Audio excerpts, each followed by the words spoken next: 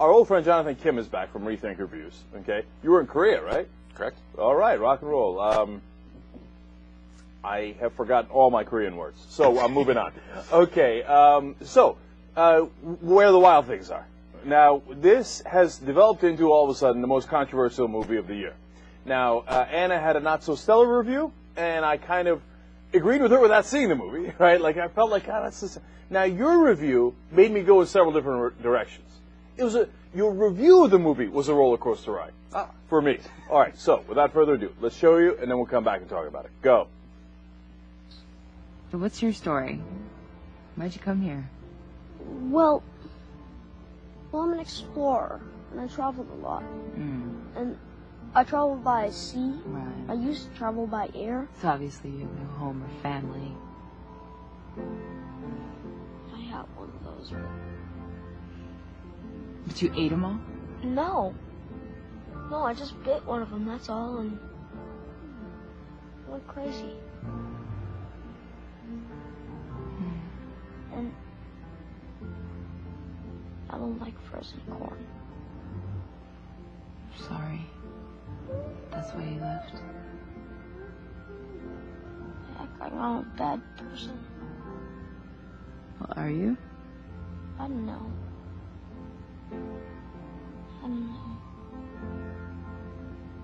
Well, I'm glad you came. It would be good to have someone around who doesn't eat everybody.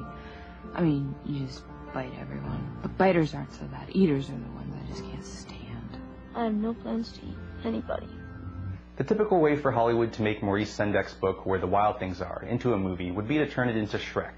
It would be noisy and colorful, the wild things would fart a lot, there'd be some stupid quest to save the island or some princess, one wild thing would be voiced by Chris Rock or Queen Latifah, and the movie would end with Max, the little boy, learning some saccharine lesson about friendship and being yourself. And it would utterly suck. Yet amazingly, director Spike Jonze was allowed to adapt the story his way, staying true to the book's tone of danger and rowdiness, while imbuing it with an unexpected and insanely clever emotional resonance that's made Where the Wild Things Are my favorite movie of the year so far, and maybe the best movie about childhood I've ever seen. The book's story is pretty simple. A bratty boy named Max is sent to his room with no supper for threatening to eat his parents. From there, he journeys to a far-off island where he meets a group of scary-looking monsters. Max becomes their king and leads them in wild rumpus until he decides it's time to go back home, where he finds his dinner, still hot, waiting for him. Jonze and co-writer Dave Eggers largely stick to the story, but fill it in with backstory and emotional reality. Max, played by terrific newcomer Max Records, is a lonely 9-year-old who can't find anyone to share his imaginative play world. Max's older sister, Claire, is too engrossed in her teenage life, and his divorced mom, played by Catherine Keener, is too busy with work and keeping the family together to give Max the attention he wants. We see that this is why Max acts out, as he struggles to deal with emotions like jealousy, frustration, and anger that he can't control and barely understands. After throwing a tantrum in front of his mom's date, Max runs out of the house, where he finds a boat and sails it to a somewhat bleak land and finds a group of large, sharp-toothed wild things.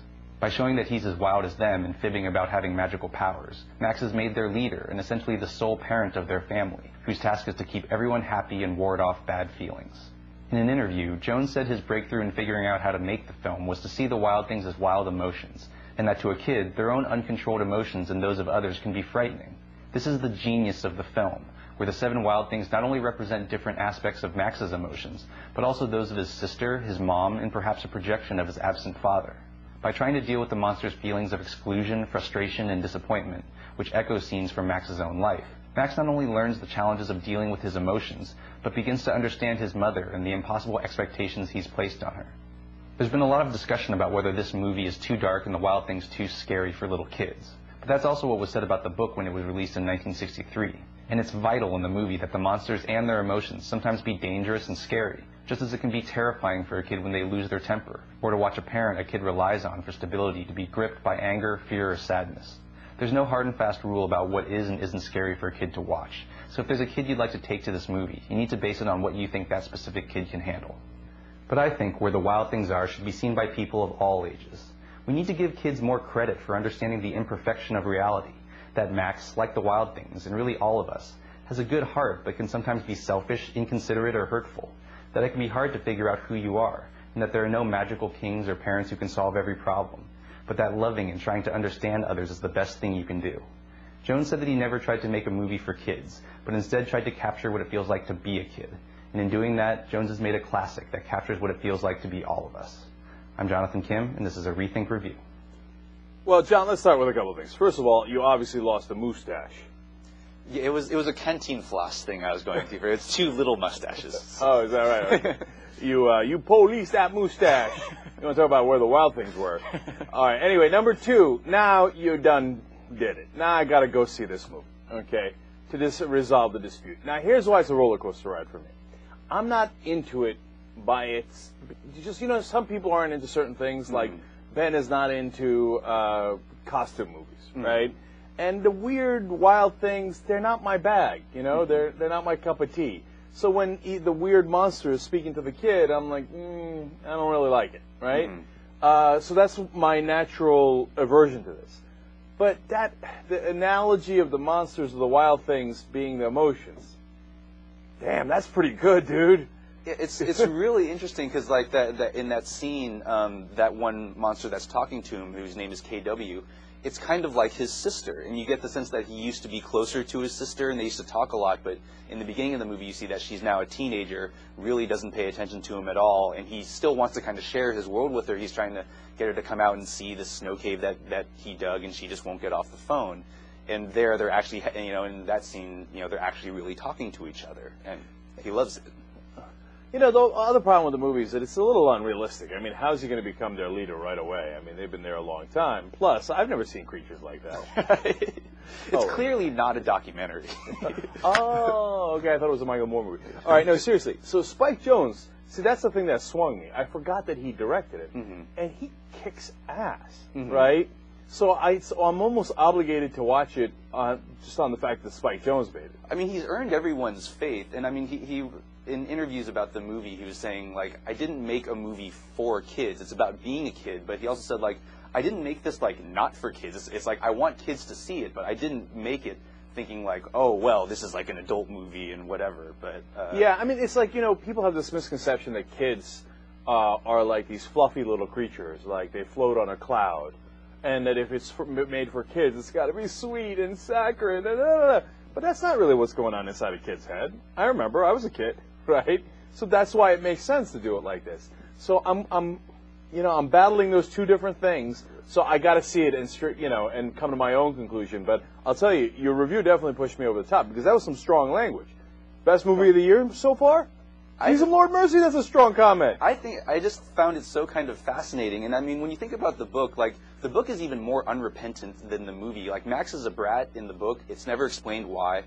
And the movie kind of explains why. It doesn't forgive Max for acting out the way he does, but it says, like, this behavior is coming from somewhere. It's like, no one, like, people don't pay attention to him. He doesn't really understand the world. He doesn't actually understand his own emotions. And, like, at one point, he gets really mad at his sister and goes and kind of trashes her room. And then he kind of calms down for a second and looks around at what he did, and he kind of can't believe that he did it. But when you are a little kid, when you lose your temper, you really lose it. You become crazy. I mean, adults do that too. Yeah, I've seen a couple of adults do that as well.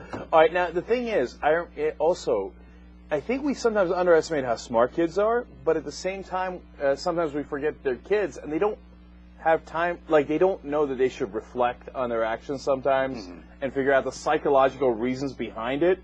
You see what I'm saying? Right. And so, I remember as a kid, I thought all these crazy things that, aren't even close to true. But they kept floating around in my head because I was a little kid that I didn't know how the world worked. Right. And so that's why some of this strikes a chord.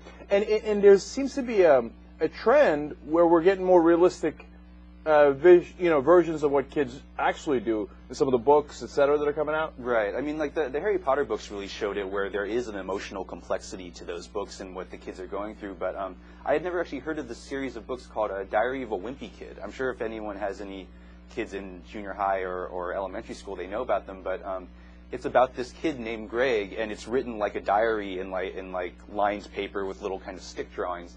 It's just about this junior high kid who is like a regular kid, and he's kind of lazy, and he wants to get out of chores, and he calls people morons and talks about wanting to sit next to the cute girls in his class.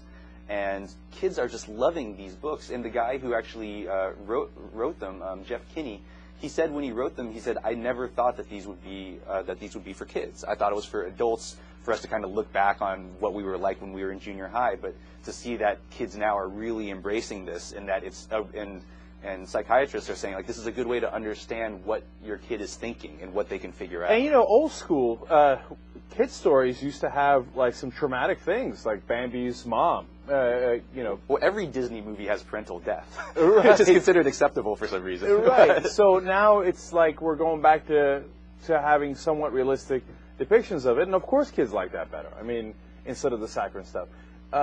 Do you have the quote on what the original author thought of the movie? Because I find that really interesting. Right. Well, I mean, first of all, what he was saying about Disney was, he says, like, we are Disneyfied. We don't want children to suffer, but what do we do about the fact that they do suffer? The trick is to turn it into art. And the interviewer in this interview said, do you think Disney is bad for children? And he said, I think it's terrible. Jesus.